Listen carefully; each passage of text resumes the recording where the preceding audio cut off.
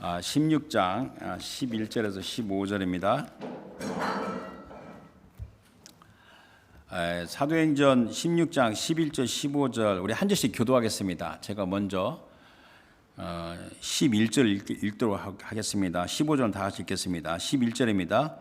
우리가 드로아에서 배로 떠나 사모드라게로 직행하여 이튿날 네아폴리로 가고 거기서 빌립보 이르니 이는 마게도냐 지방의 첫 성이요 또 로마의 식민지라. 이 성의 소유를 위하다가 안식일에 우리가 기도할 곳이 있을까 하여 문 밖 강가에 나가 거기 앉아서 모인 여자들에게 말하는데 두아디라시에 있는 자색 옷감 장사로서 하나님을 섬기는 루디아라는 한 여자의 말을 듣고 있을 때 주께서 그 마음을 열어 마음의 말을 다르게 하시니라. 다 같이 그와 그 집이 다 세례를 받고 우리에게 청하이르되 만일 나를 주 믿는 자로 알거든 내 집에 들어와 유하라 하고 강권하여 머물게 하니라. 아멘. 요절은 14절입니다. 14절 다시 한번 읽겠습니다. 시작. 두아디라시에 있는 자색 옷값 잠사로서 하나님을 섬기는 루디아 한 여자가 말을 듣고 있을 때 주께서 그 마음을 열어 바울의 말을 따르게 하신지라. 아멘. 잘해 주시기 바랍니다.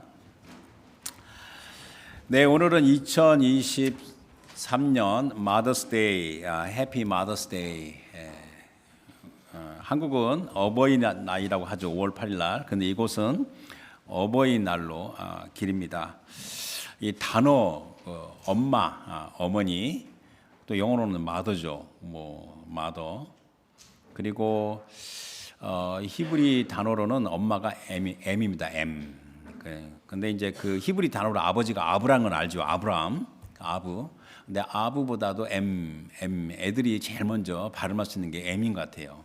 아보다도 M. 근데 이제 그 헬라어에서는 어머니 단어가 메테르로 갑니다. 메테르. 근데 메테르라는 단어에서 그 마더, 머터널, 또 머터너티 나옵니다. 여러분도 혹시 주변에 아는 사람 중에 아기 출산해서 병원에 갈 때 출산 변동이 어디입니까? 그러면 이제 머터너티 와드가 어디냐고 이렇게 물어보잖아요. 그러면 머터너티. 그래서 그건 헬라에서 나온 건데 이 단어 어머니 이게 참 특별한 의미가 있습니다. 그 이유는 자녀들을 향한 그 어머니의 그 본능적인 사랑, 그 본능이라고 있어요. 그 motherhood, 모성애 이것이 특별하기 때문에 그렇습니다. 이 모성애는 창조주 하나님께서 사람에게 부여하신 것 중에 가장 기본적이고 중요한 근본 특성입니다. 남자에게는 없는 아주 독특하고 끈질긴 인내와 또 이 보호 본능, 경우에 따라서는 물불을 가리지 않는 무서운 사랑이 그 모성애입니다. 이거 말하면 끝이 없는데 성경에 보게 되면 마가복음 7장 26절에 그 귀신 들린 어린 딸을 둔 수로보니게 여자가 예수님께 와서 막 간구했을 때 그 정도 모욕을 당했는데도 계속 간구했던 여자. 남자라면 이게 가능하지 않다 그런 생각이 또 개인적으로 듭니다. 우리 주 하나님께서는 여자에게 부여하신 이 모성애적 사랑을 귀하게 사용하십니다. 그래서 오늘은 이 마더스데이에 한 여인의 그 사랑과 헌신, 그 모성애적인 사랑, 그걸 한번 생각해 보도록 하겠습니다. 그 아버지의 사랑을 부성애라고 하고 이제 어머니 사랑을 모성애라고 하는데 이 부성애, 모성애는 다 출처가 하나님의 사랑입니다. 그런데 모성애가 부성애보단 하나님의 사랑을 더 구체적으로 설명한다고 그렇게 말하고 싶습니다. 그것은 그 모성애가 갖고 있는 그 사랑의 특성이 바로 긍휼, mercy, compassion 있기 때문에 그렇습니다. 그래서 이 자식을 향한 그 어머니의 그 사랑을 주로 표현하는 게 긍휼, compassion, mercy라고 해서 이것을 꼭 굳이 표현하게 되면 이 감정이 강렬하게 이 집약된 속성, 영어로 말하면 a strongly and highly emotion-packed nature. 이건 남자에게 없습니다. 여자에게 있는 겁니다. 이것이 연상됩니다. 자녀들을 향한 어머니의 긍휼을 우리가 보통 이제 우리가 자비, 강한 연민, 동정. 그래서 영어로는 compassion, mercy, 또 grace라고 하는데 일단 우리가 일반적으로 아주 특이한 그 죄의 경우를 제외하고는 엄마는 자기 자녀를 잊을 수가 없습니다. 심지어 할머니도 자기 손자 손녀를 잊을 수가 없습니다. 이 예가 많은데 제가 이 생략을 했습니다. 왜냐하면 제 주변에 직접 경험한 게 있는데, 아무튼 어머니는 자기 자식을 잊을 수가 없고 할머니도 자기의 손자와 손이 잊을 수가 없습니다. 그래서 우리가 이렇게 이 긍휼하다, 이 형용사가 compassionate 영어로는, 근데 이게 이제 그 히브리 단어는 라훔입니다. 라훔. 이 라훔인데 이 명사는 라함이라고 해서 명사는 항상 복수명사입니다. 이상하게 그 긍휼에 대해서 히브리 단어는 복수명사인데 단수 취급해요. 그래서 이게 긍휼. 근데 또 제가 부득불 제가 좀 그 원어를 좀 이야기해야 되는데, 여자의 그 생식기의 자궁, 움이죠. 움을 레헴이라고 하는데, 이 레헴이 그냥 이 컴패션, 이 긍휼의 단어하고 같은 계열의 단어입니다. 그래서 라훔, 라하밈 이 다 형용사, 명사, 그다음에 레헴도 하나의 명사인데 여자의 자궁을 가질 때 이게 근데 이것은 하나님께서 사람을 몸을 만드실 때 여자의 자궁은 정말 helpless unborn child를 이렇게 보호하는 그런 하나의 장기인데, 여기에서 히브리 단어의 컴패션이 연결되는 겁니다. 그래서 여자는 신체적으로 또 정신적으로 창조주 하나님께서 사람에게 부여하신 가장 중요한 속성인데 그게 바로 모성애입니다. 그러므로 우리 창조주 하나님께서 우리에게 말씀을 주실 때 하나님의 사랑을 모성애와 비교해서 이게 말씀을 주시는 겁니다. 그래서 우리를 향한 하나님의 그 치근히 여기시는 말씀, 그 여기시는 마음, 이게 God's compassionate heart, 이것이 어떠한지를 설명하는데 구약에 하나, 신약에 하나 말씀 보고 넘어가도록 하겠습니다. 구약의 이사야 49장 14절에서 16절입니다. 오직 시온은 하나님의 백성이죠. 시온이 이르기를 여호와께서 나를 버리시며 주께서 나를 잊으셨다 하였거니와 여인이 어찌 그 젖먹는 자식을 잊겠으며, 자기 태에서, 이 태는 이제 이 벨리, 배라고 이렇게 번역됐는데 배에서 난 아들을 궁일이 여기지 않겠느냐. 그런데 그들이 혹시 잊을지라도 나는 너를 잊지 아니할 것이라. 내가 너를 내 손바닥에 새겼고 너의 성벽이 항상 내 앞에 있나니. 그래서 식량할 수 없는 하나님의 사랑과 궁일하심을 표현할 때 모성애를 비교해서 말씀하신 겁니다. 하나님께서 창조주 하나님이기 때문에. 또 신약 성경이 들어와서 예수님께서 예루살렘 보고 한탄하시면서 궁일의 마음을 하신 말씀인데, 누가복음 13장 34절입니다. 예루살렘아 예루살렘아 선자들을 죽이고 내게 파송된 자들을 돌로 치는 자여. 자, 암탉이, 이건 비유법입니다. 암탉이 제 새끼를 날개 아래 모음같이, 그러니까 내가 너희 자녀를 모으리 한 일이 몇 번이냐. 그러나 너희가 원하지 아니하였도다. 또 여러분들 그 모세가 주 여호와 하나님의 영광을 보여달라고 간청했을 때 우리 주님께서는 모세 앞을 지나가면서 선언한 말씀이 있어요. 이게 출애굽기 34장 6절 7절인데 이 말씀은 성경 전체의 등뼈, 백본되는 말씀입니다. 그런데 그 주님의 속성에 대해서 말씀을 하시는데, 그 성경 전체의 백본이 되는 말씀인데 그 첫 번째가 긍휼입니다. 자비입니다. 그리고 또 우리 하나님께서는 여러분과 저한테 뭘 원하시는지 그걸 한번 잘 생각해야 되는 겁니다. 신앙생활을 잘한다고요? 성경을 많이 한다고요? 뭐 기도를 많이 하는 사람이라고요? 하나님께서 자기 백성에게 무엇을 제일 먼저 원하시는지 한번 잘 생각해야 됩니다. 그래서 우리 출애굽기 34장 6절을 보게 되면, 자, 이거는 제가 앞뒤 빼고 그것만 읽겠는데, 자, 여호와께서 그의 앞으로 지나시며 선포하시되 여호와라 여호와라 자비롭고, 이게 라훔 compassionate, 은혜롭고 노하기를 더디하고 인자와 진실만 하나님이라 하는데, 여러분들 이게 한국말에서는 어순이 여호와라 여호와라 자비롭고 됐는데 그 원래 히브리 말에서는 야훼 엘, 그러니까 뭐냐면 여호와라 여호와라 하나님이라, 그 다음에 자비롭고. 그래서 유대인들은 하나님의 속성을 말할 때 첫 번째가 여호와라, 두 번째 하나님 속성이 여호와라, 세 번째 하나님 속성이 하나님이라, 네 번째가 자비롭고 이렇게 나갑니다. 그러나 우리는 이제 영어 성경이나 한국말 성경에서는 the compassionate, gracious God, the compassion 앞입니다. 그래서 하나님의 속성을 말할 때 제일 먼저 이 자비, 이 긍휼이 먼저 나옵니다.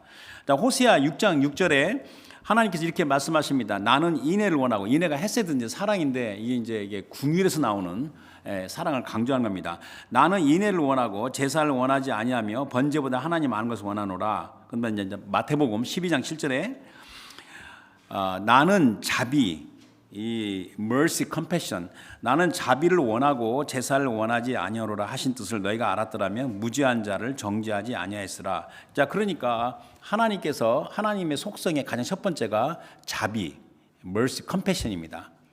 또 여러분들이 신앙이 성숙되고 하나님을 많이 알아가면서 성장했을 때 그 사람 마음속에 이 mercy, compassion이 많이 있어야 되는 겁니다.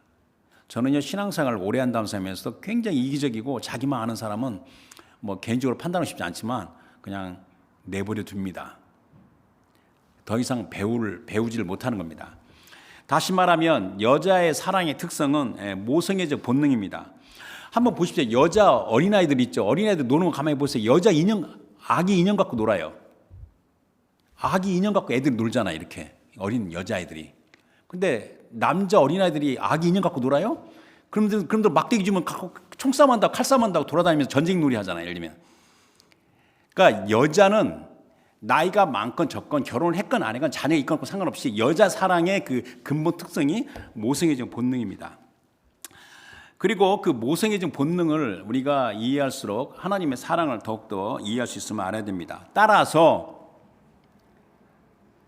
여성을 혐오하거나 여성을 박해하는 문화는 사탄 문화입니다.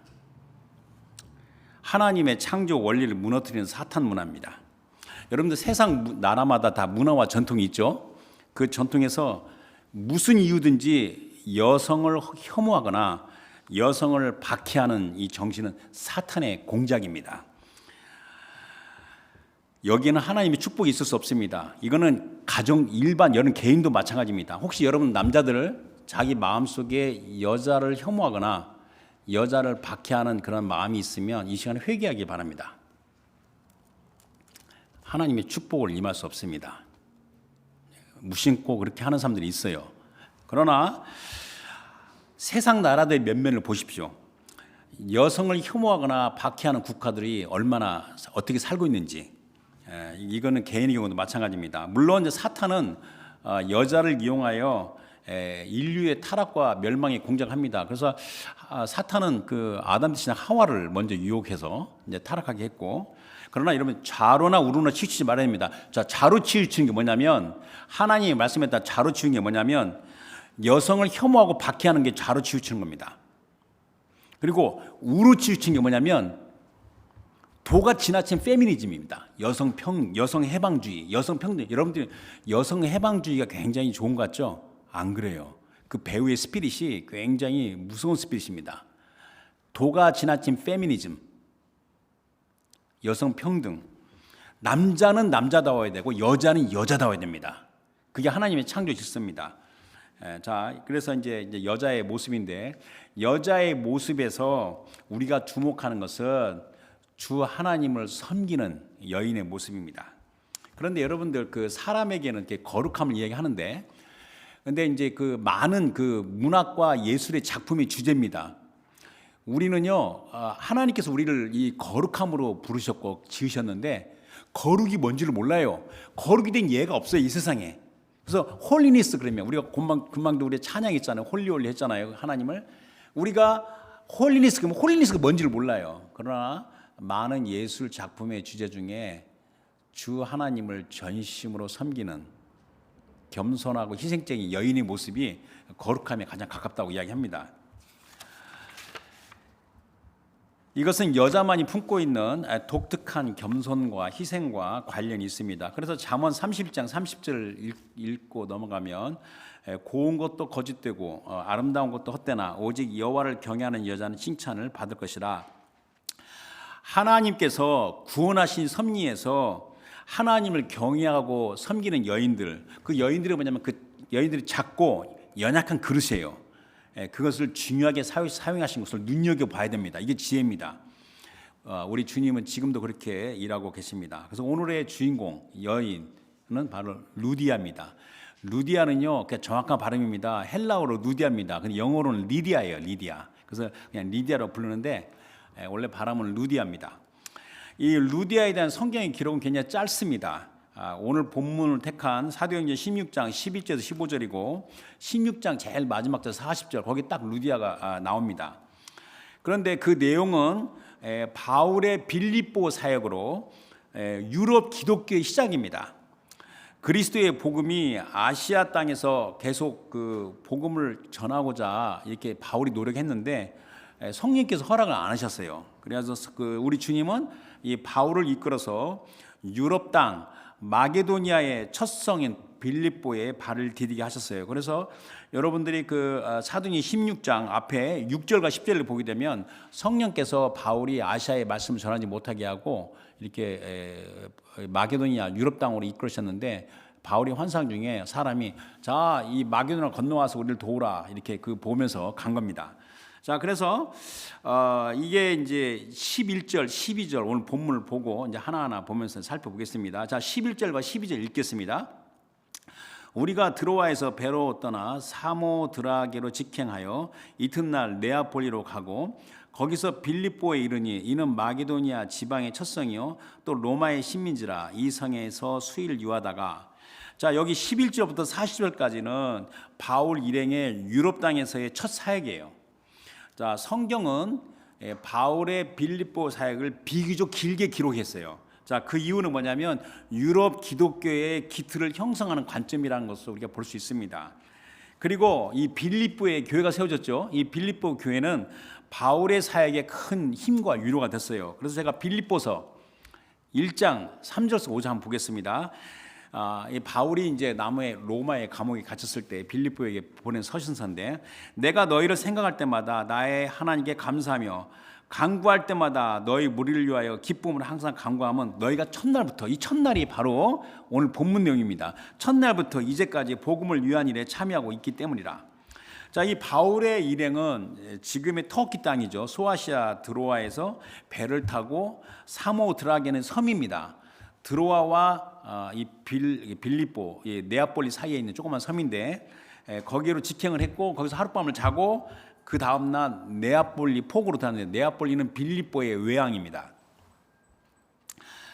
우리가 이제 성서 지리를 보게 되면 드로아에서 네아폴리까지는 약 250km인데 그 당시에 250km 바다를 항해할 때는 배가 굉장히 천천히 가니까 오래 걸렸어요. 그러나 바울은 이틀 만에 간 겁니다. 나중에 바울이 그 빌립보에서 드로아 갈 때는 사도행전 20장 6절 보면 닷새가 걸렸어요. 이틀 만에 간 겁니다. 그러니까 우리 주님께서 이 바울의 일행을 소아시아에서 마게도니아 인도하는 것이 주님의 뜻인데 형통케 하신 걸 알 수 있습니다. 그리고 우리 주님께서 바울의 일행을 마게도니아로 인도하시면서 주님의 손길이 어디에 있는지를 우리가 눈여겨봐야 됩니다. 자, 드디어 바울 일행이 빌립보에 도착했습니다. 왜 빌립보입니까? 빌립보는 이게 굉장히 그 산업과 이 교통의 중요한 요충지인데 헬라 제국의 유대한 왕 알렉산더 대왕의 아버지가 그 필립인데 필립이 그곳을 점령했어요. 그래서 그 도시가 너무 중요하다. 그래서 요새를 만들어서 자기 이름을 따서 빌립보라고 이름 짓은 겁니다. 그래서 알렉산더 대왕 아버지 필립에서 나온 겁니다. 빌립보가 BC 356년인데 그 이후에 이제 로마가 점령했어요. 로마가 점령해서 이곳이 굉장히 중요한 지역이다. 그래서 BC 167년에 로마가 식민지를 만들었는데 거기 놀라운 게 뭐냐면 BC 42년에 이 빌립보 지역에서 로마의 옥타비우스 이 군대와 시저를 암살한 브루투스의 군대가 거기서 전쟁을 벌여서 옥타비우스가 이겨요. 그래서 저는 이 설교 준비하면서 유튜브에 들어가가지고 배틀 오브 필리피 치면 그 전쟁이 나옵니다. 재밌어요. 재밌기는 사람이 엄청 많이 죽어나는데 재미있는 건 좀 이상하지만 그래서 유튜브에 들어가가지고 배틀 오브 필리피 치면 옥타비스와 브루투스가 전쟁하는 게 나오는데 옥타비스가 이겼어요. 브루투스 거기서 이제 죽습니다. 그래서 옥타비스는 그걸 기념해서 이 빌립보를 특별한 시로 지정을 합니다. 그래서 재편을 해요, 도시를. 그래서 이 빌립보는 그 당시에 로마의 축소판이다. 로마 도시죠. 로마의 축소판이다. 그렇게 이야기한 겁니다. 따라서 이 빌립보에 사는 사람은 로마 그러면 최고. 로마 사람들을 굉장히 우대했습니다. 그래서 이 빌립보의 지도자들이 이제 이 16장을 보게 되면 이해됩니다. 로마의 시민권자인 이 바울을 자세히 사정을 알아보지도 않고 무리들의 말만 듣고 매질을 하고 감옥에 가둔 것에 대해서 몹시 두려워한 겁니다. 왜 이 사람들 두려웠는지 그걸 이해할 수 있습니다. 자, 이제 13절 보겠습니다. 13절에 안식일에 우리가 기도할 곳이 있을까 하여 문 밖 강가에 나가 거기 앉아서 모인 여자들에게 말하는데, 이 바울은 어느 도시를 가든지 간에 안식일마다 회당에 들어갔어요. 가서 복음을 전했는데 그 당시에 빌립보에는 회당이 없었고 유대인이 별로 없었고 그래서 기도할 곳을 찾은 것으로 추정됩니다. 그런데 유대인들은 전통적으로 회당이 없는 경우에는 이 강가나 바닷가 근처에 나가서 기도 장소를 정했습니다. 바벨론 포로 세울 때 그러니까는 시편 137편 1절에는 우리가 바벨론의 여러 강변 거기 앉아서 시온을 기억하여 울었도다. 그래서 바울은 이제 빌립보 가니까 회당이 없으니까 그 강가로 간 겁니다. 빌립보 시에 흐르는 강이 뭐라고 하냐면 갱가이트라고 영어로 말하는데 거기 이제 강가에 가서 앉아 있는데 거기 보니까 여자들이 앉아 있어요. 그래서 그 여자들에게 복음을 전합니다. 자, 14절 요절입니다. 14절에 두아디라 시에 있는 자색 옷감 장서로서 하나님을 섬기는 누디아라 하는 한 여자가 말을 듣고 있을 때 주께서 그 마음을 열어 바울의 말을 따르게 하신지라. 자, 그 여자 중에서 누디아라는 여자가 있었는데 여자가 한두 명이 아니죠. 여러 명인데. 근데 그 루디아는 빌립보 사람이 아닙니다. 오히려 이 소아시아의 두아디라 출신으로 로마 시민의 겉옷으로 사용되는 이 자색 옷감 장사 비즈니스 우먼이었습니다. 이제 이 성서의 이제 지리와 이제 그 책을 보게 되면 이 루디아의 고향 이 두아디라는 염색 무역으로 그러니까 이 다이 트레이드로 아주 잘 알려진 장소입니다. 그래서 당연히 루디아는 자기 고향에서 염색업에 대한 전문 기술, 엑스퍼티즈를 구비했습니다. 그래서 이 루디아는 자기 일의 전문가고 또 사업가였습니다. 또 루디아는 하나님을 섬기는 자였어. worshiper of God. 그런데 이제 이 하나님 섬기는 것이 이게 분사형이 명사인데 신약 성경에서는 이 표현법이 중요합니다. 하나님을 섬기는 이방인들을 표기할 때 God fearers 또는 God worshippers 이런 말을 썼습니다. 그러니까 하나님을 섬기는 God fearer 이건 이방인을 가리키는 겁니다. 이 헬라 문화는 이게 다신교 문화인데 그 다신교 사상과 문화에서 유일신인 이 유대교에 대해서 지대한 관심을 가지고 믿음에 있는 경우입니다.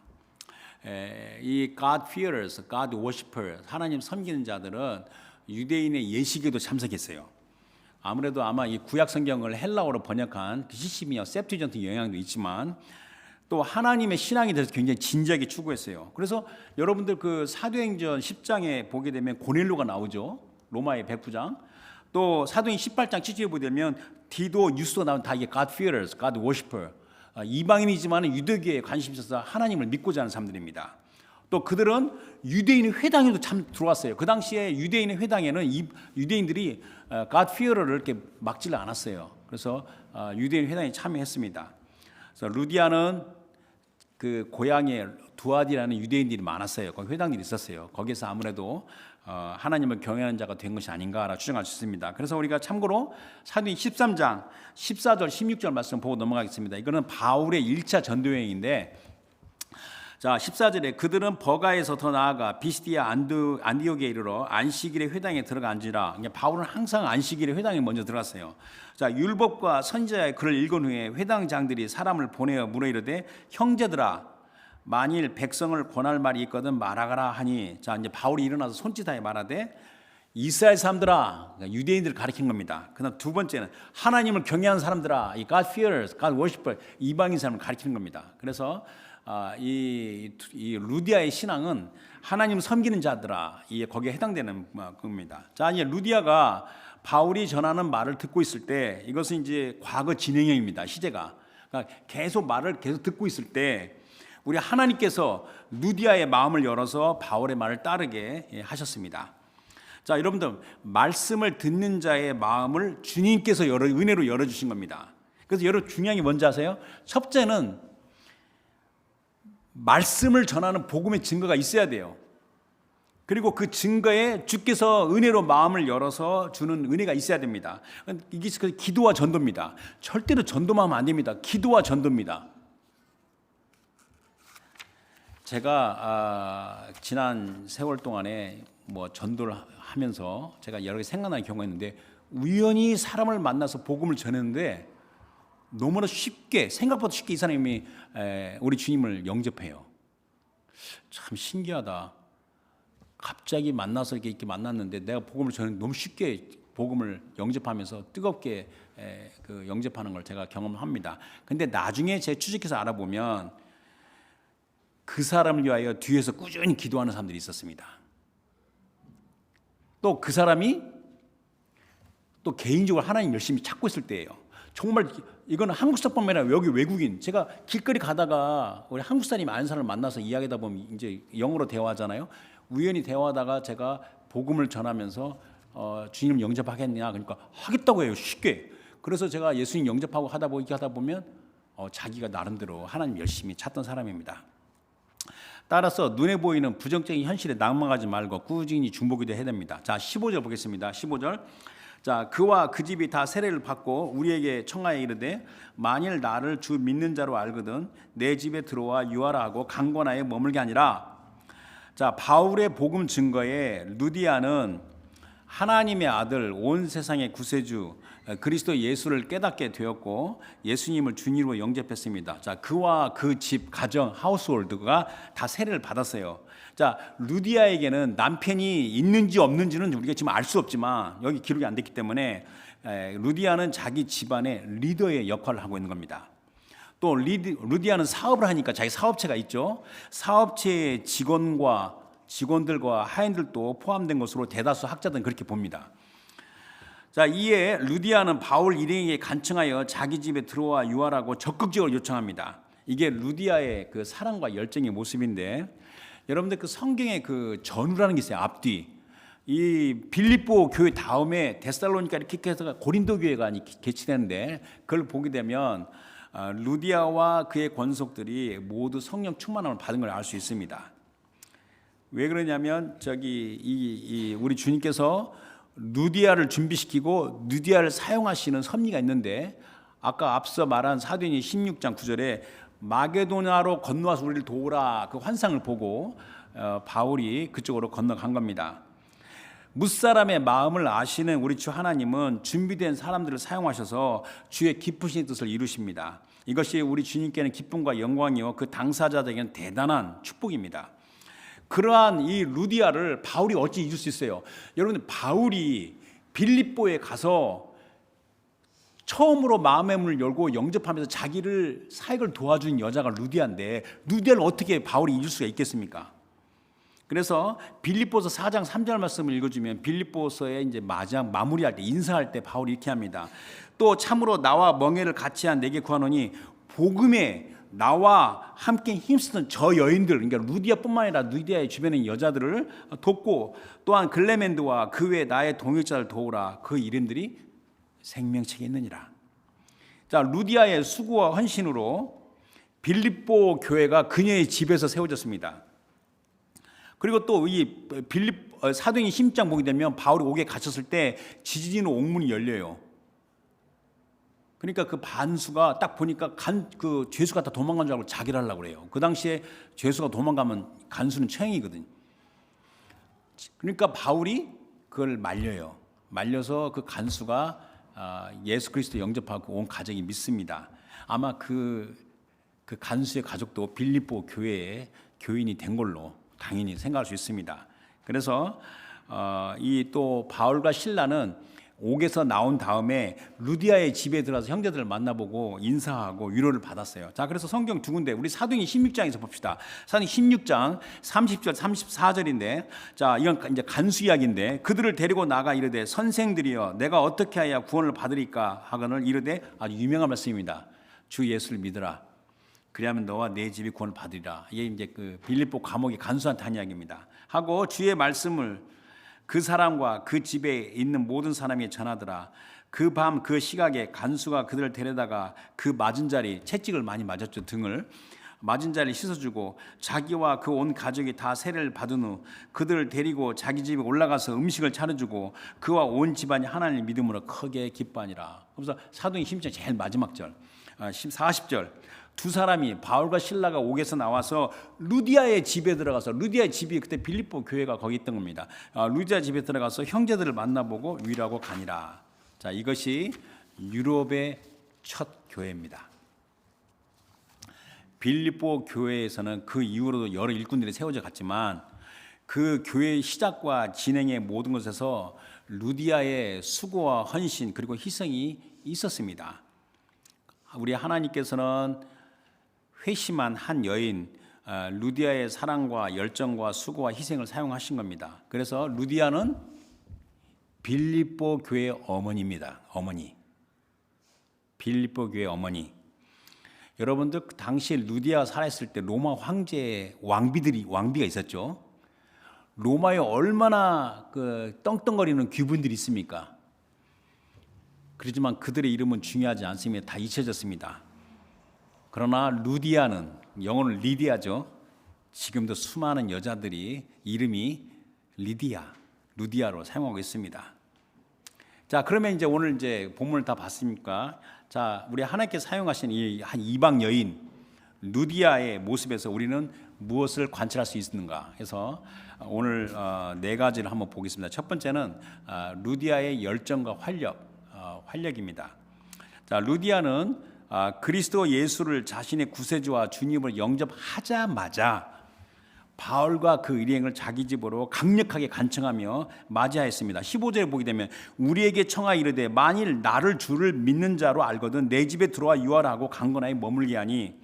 자, 이것은 루디아의 특이한 성격이라고 볼 수가 없습니다. 그것은 루디아가 하나님을 더 알고자 목말라 하는 그 한 여인의 열정적인 간청입니다.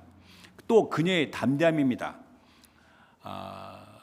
여자가 굉장히 좀 세죠. 담대하죠. 주님은 그러한 루디아의 열정과 활력 그리고 담대함을 사용하셔서 주님의 중요한 초대교회를 빌립보 교회를 세우셨습니다. 그리하여 그 교회로 말미암아 그 빌립보 교회를 중심으로 해서 유럽으로 광범위하게 복음의 전파도록 역사하셨습니다. 그래서 루디아의 열정과 활력을 생각할 수 있습니다. 자, 두 번째, 자, 루디아가 모습에서 하나님 진리를 추구하는 노력입니다. 아까도 말했지만 헬라의 신앙과 문화는 다신교입니다. 근데 이 두아디라가 이제 그 요한계시록에도 이제 그 교회가 나오지만 이 두아디라에 대한 그 자료가 많이 있어요. 두아디라 교회가 크지가 않아요. 큰 규모가 아니지만은 뭐 현재 지명은 아크히사라고 하는데, 맡은 그 도시의 수호신이 제우스의 아들이자 태양의 신 아폴로 숭배입니다. 그다음에 아까도 말했듯이 이 두아디라는 이 염색 산업이 발달됐고 제조업이 발달됐는데 우리가 중세의 길드라는 거 있죠. 길드 협동조합 있죠. 협동조합이 이 출처가 두아디라입니다. 두아디라는 장인과 상인들이 조합한 형태 각종 길드로 유명해요. 근데 이 문제가 이 길드가 일종의 컨트리 클럽 같은데 이 길드가 문제가 있어요. 길드가 협동조합이. 왜냐하면 그 당시에 이 협동조합을 통해서 우상 숭배가 심하고 술 취함과 방탕이 만연했다고 합니다. 그런데 루디아는 아무래도 길드에 속해 있으면 염색업을 배우잖아요. 거기서 전문성을 배양할 수 있잖아요. 그럼에도 루디아는 그런 환경에서 하나님을 경외한 여인으로 나갔습니다.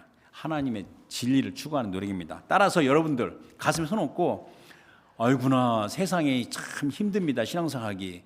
이 거슬리는 세상 탓을 하며 주 하나님을 섬기기 어렵다고 말하는 것은 타당하지 않습니다. 세 번째, 이 루디아의 모습 중에서 헌신과 희생입니다. 유럽의 첫 교회는 루디아 집이 아무래도 공간이 넓은 것 같아요. 넓은 공간에 그 집에서 시작됐습니다. 그 당시 자색 옷감 장사는 수익성이 좋은, 영어는 lucrative, 수익성이 좋은 사업이었어요. 그러니까 아무래도 루디아는 아마 재력이 있는 것 같아요. 그래서 루디아는 자신의 집뿐만 아니라 자기가 가지고 있는 역량, 시간, 재능, 재물로 그리스도의 복음의 전파를 활용했습니다. 그런데 또 하나 있습니다. 여러분들 비즈니스 하는 사람들은 알다시피 비즈니스가 뭐냐면 굉장히 이 자기의 그 이름, 체면이 중요합니다. 빌립보 감옥에서 팍 풀려난 죄수가 누굽니까? 바울과 실라 아닙니까? 그 일행들을 자기 집에 들여와서 교제하면 비즈니스로 쌓은 자기의 명성에 누가 끼칩니다. 근데 자신의 명성 같은 신경 쓰지 않습니다. 아까 앞서 말했지만 이게 루디아의 담대함입니다. 그리고 이 루디아가 비즈니스로 상대하는 사람 다 우상 숭배자들입니다. 그런데 그런 상황에서 하나님의 신앙을 가지고 루디아가 교회를 보호하며 교회를 지키며 교회를 성장시키는 교회의 어머니 되는 것이 그녀의 헌신과 희생입니다. 자, 네 번째 마지막으로는 루디아의 기록에는 그냥 짧지만 이 성경은 굉장히 짧게 기록되어 있어요. 그러나 우리가 그 당시의 상황과 이 문맥과 이걸 보게 되면 우리가 추정할 수 있는 게 있어요. 유추할 수 있는 게 뭐냐면 루디아의 사랑은 모성애적 사랑입니다. 바울과 그 일행을 향한 사랑과 돌봄, 그리고 바울이 급하게 빌립보를 떠날 수밖에 없었어요. 그러니까 이제 막 개척한 지 얼마 안 된 어린 교회, 이 빌립보 교회를 돌보고 섬기는 것은 다 루디아의 몫입니다. 루디아의 모성적인 사랑으로 이루어진 걸로 우리가 추정하고 있습니다. 루디아는 다시 말하면 교회의 어머니 같은 역할을 한 겁니다. 남자라면 그렇게 하기 힘들 거라는 생각이 들었는데, 그리고 이 빌립보 교회는요, 그 이후로 지속적으로 바울의 후원자가 됐어요. 여기에는 루디아의 교회와 사역자들을 위한 섬세한 모성애적 사랑이 있었습니다. 다시 말하면요, 제가 자꾸 지금 생각이 오래되는데 이게 만약에 남자라면 이렇게 했을까? 그냥 그런 생각이 들 정도로 한 겁니다. 그래서 우리가 빌립보서 4장 15절 16절 말씀 보겠습니다. 자, 빌립보 사람들아 너희도 알거니와 복음의 시초에, 자, 복음의 시초가 바로 루디아 이 16장 사건입니다. 복음의 시초에 내가 마게도냐를 떠날 때 급히 이제 빌립보를 떠났죠. 마게도냐를 떠날 때 주고받는 내일에 참여한 교회가 너희 외에 아무도 없었느니라. 누가 주도적으로 했겠습니까? 루디아가 했겠죠. 그다음에 이제 그 빌립보를 떠나서 데살로니가로 내려갔죠. 데살로니가 있을 때에도 너희가 한 번뿐 아니라 두 번이나 나의 쓸 것을 보냈도다. 세상에나 그 빌립보 교회가 개척한 지 얼마 안 되는 어린 교회인데 바울 일행이 급하게 떠날 수가 없는데도 계속 그 다음부터 바울의 후원자가 된 겁니다. 그래서 루디아의 그 영적인 열정, 겸손한 섬김, 분별력, 담대함, 무엇보다도 섬세한 모성애적 사랑은 복음 전파의 중요한 발판이 됐고 바울의 큰 위로가 된 겁니다. 우리 주님은 루디아의 모성애적 섬세한 사랑을 통하여 교회와 사도들의 사역을 돌보게 하셨습니다. 이 모든 것이 하나님께서 하신 겁니다. 하나님께서 처음까지 하신 겁니다. 하나님께서 하셨지만 거기에 루디아는 중요한 일꾼이었고 바로 그것은 그녀에게 영광과 축복이었습니다. 그래서 루디아는 믿음의 여인의 아름다움을 보여줬는데, 여기서 제가 이제 말씀을 다 끝났는데 여자에 대해서 이야기하다 보니까 그 성경에는 짧게 기록됐지만 그 믿음의 여성의 그 아름다운 헌신이 얼마나 중요한지 우리가 성경에 너무나 많이 나와 있어요. 그 중에 우리가 마가복음에서 15장 39절 41절에 보게 되면 우리 주님의 십자가의 희생자리 끝까지 있었던 게 여자고, 또 우리 주님이 무덤에 장사된 사흘 만에 그 몸을 어떻게 이제 보존하려고 갖는 것도 여자들입니다. 그래서 마가복음 15장 39절 41절 보게 되면 예수를 향하여 섰던 백부장이 그렇게 순지심을 보고 이르되 이 사람은 진실로 하나님의 아들이었도다 하더라.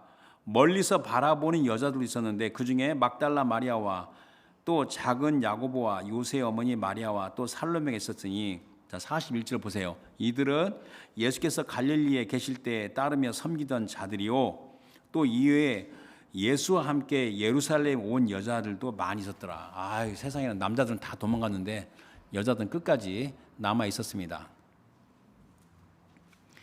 자, 마가복음 16장 1절 2절에서 예수님이 이제 십자가에 죽으시고 무덤에 장사한 지 사흘이 지났어요. 안식 다음 날입니다. 1절에 안식이 지남에 막달라 마리아와 야고보의 어머니 마리아와 또 살로메가 가서 예수께 바르기가 예수님의 몸에다가 향품을 바르기 위해서 사다 두었다가 안식 후 첫날 매우 일찍이 해둘 때 그 무덤을 가서 자 이제 결론입니다. 우리 주 하나님께서 구원하신 섭리에서 그 여자의 섬세한 모성애적 사랑을 얼마나 많이 사용하셨는지 우리가 그걸 알 수 있습니다. 그런데 그 여자들은 작고 연약한 그릇이기 때문에 겸손하고 하나님을 전폭적으로 의지하는 건데 그게 우리가 표현할 수 있는 거룩함으로 가는 그 예술과 문학의 주제라고 또 이야기했습니다. 근데 물론 우리 하나님은 여자들만이 아니라 남자들도 찾으시고 불러서 사용하십니다. 우리가 주님의 음성 듣기를 노력하고 또 주님의 음성에 충성을 결단하게 되면 우리 주 하나님 우리를 모두 기쁘게 사용하십니다. 남자이거나 여자이거나 나이가 많거나 어리거나 결혼을 했거나 미혼이거나 또는 과부가 됐거나 전능하신 주 하나님은 그 주권적인 뜻과 섭리로 준비된 자들을 불러서 사용하십니다. 여러분들 요나 아시죠? 선지자 요나. 세상에나 큰 물고기를 사용하셨어요. 우리 주님께서 요나를 삼키기 위해서. 여러분들 민수기에 선지자 발람 있죠? 발람이 미친 짓 하니까 아니 세상에나 나귀 덩키가 말을 해요. 하나님께서 덩키를 이 나귀도 사용하십니다. 그러므로 여러분들 혹시 마음속에 에이 나같이 약하고 어리석고 결점투성인 자를 주님께서 사용하시겠는가라고 반문해서는 안 됩니다. 오히려 거품없이 자기 자신을 잘 보고 겸손한 자 하나님께서 사용하십니다. 따라서 우리 하나님이 누구십니까? 그 무한하신 지혜와 명철로 능력으로 하나님이 구원하신 섭리를 이끌어 가십니다. 이 밴쿠버 서쪽에 이 조그마한 교회 캐나다 서부장로교회 이게 뭐 무슨 대단한 거라고 이렇게 그렇지 않습니다. 우리가 알 수 없습니다. 이 밴쿠버, 이 웨스트엔드 밴쿠버가 얼마나 신앙생활이 어려운지 이곳에 우리가 그래도 하나님을 믿고 섬기다 노력하는 거 한번 잘 생각해 보십시오. 우리의 믿음의 헌신과 그 다음에 사랑의 수고와 이 소망의 인내가 사람의 눈에는 비록 작게 보인다 할지라도 모든 것을 합력하여 이루어지게 하는 하나님의 무한하신 지혜와 명치를 생각하면 또 다른 이야기입니다. 그래서 오늘은 루디아의 그 모성애적 사랑, 그 헌신 이걸 생각하면서 해피 마더스데이 우리 하나님 우리 여자를 준 걸 굉장히 감사해야 되죠. 여자는요 신체적으로 여성 호르몬이 와요. 그죠? 여성 호르몬이 있고 신체적으로 여자의 구조예요. 또 정신적으로 여자의 이 구조를 갖고 있고 그 다음에 심령에도 여성의 기질을 주신 겁니다. 그것이 얼마나 소중한지. 그래서 우리가 이 마더스데이를 맞이해서 하나님의 창조주 생각하면서 그 여성의 그 고마움 그것을 충분히 알면서 나아가야 됩니다. 이게 하나님께서 기뻐하신 겁니다. 아까도 말했죠. 여성을 혐오하거나 여성을 박해하거나 폭력적인 행위는 사탄 문화입니다. 이건 하나님의 창조주를 깨트리는 겁니다. 또 지나친 여성 해방주의, 평등주의는 이게 도가 지나친 거죠. 우로 치우치게 하는 거죠. 더 지나치게. 남자는 남자다고 여자는 여자입니다. 내가 시간이 없어서 말 못하겠는데 제가 이 동성에 대한 깊이 연구하는 사역자가 쓴 글을 읽다가 남자가 남성스러움 잃어버리는 것이 그 과정에서 인간의 타락성을 말하는데 깜짝 놀랐습니다. 이렇게 깊게 신학적으로 고찰하다니. 그래서 제가 말하는 남자는 남자다워야 되고 여자는 여자다워야 되고 하나님께서 창조하신 대로 동등하게 서로 협력하여 합력하여 하나님 나라를 일궈가는 겁니다. 그렇기 때문에 오늘 마더스데이 만나서 주변에 있는 여성분들한테 감사하십시오. 특별히 집안에 결혼한 사람이면 자기 아내에게 말할 수 없는 감사를 표하고 겸손하게 행동하십시오. 이것이 오늘 메시지입니다. 그래서 오늘 누디아의 그 섬세한 모세이전 사랑을 생각하면서 하나님의 이 구원하신 섭리 이것이 얼마나 크고 놀라운지 생각하는 시간을 가졌습니다. 우리 하나님께 감사드리며 우리의 가지고 있는 모든 것을 소중히 여기면서 아름답게 발전시켜 나갑시다. 주신 말씀 생각해서 우리 기도하겠습니다. 오늘은 그 사도행전의 루디아의 그 모성애적 섬세한 사랑과 헌신을 생각하면서 하나님 아버지 우리를 남자와 여자로 창조하시고 하나님의 구원하신 섭리를 이끌어 가시는 섭리에 충성합니다. 우리 남자 여자 전부 다 합력하여 하나님 나라에 일궈갈 수 있도록 우리에게 더욱더 지혜 명철 주시고 하나님 홀로 영광 받아 주십시오. 다 같이 통성으로 기도하겠습니다. 하나님 아버지 감사.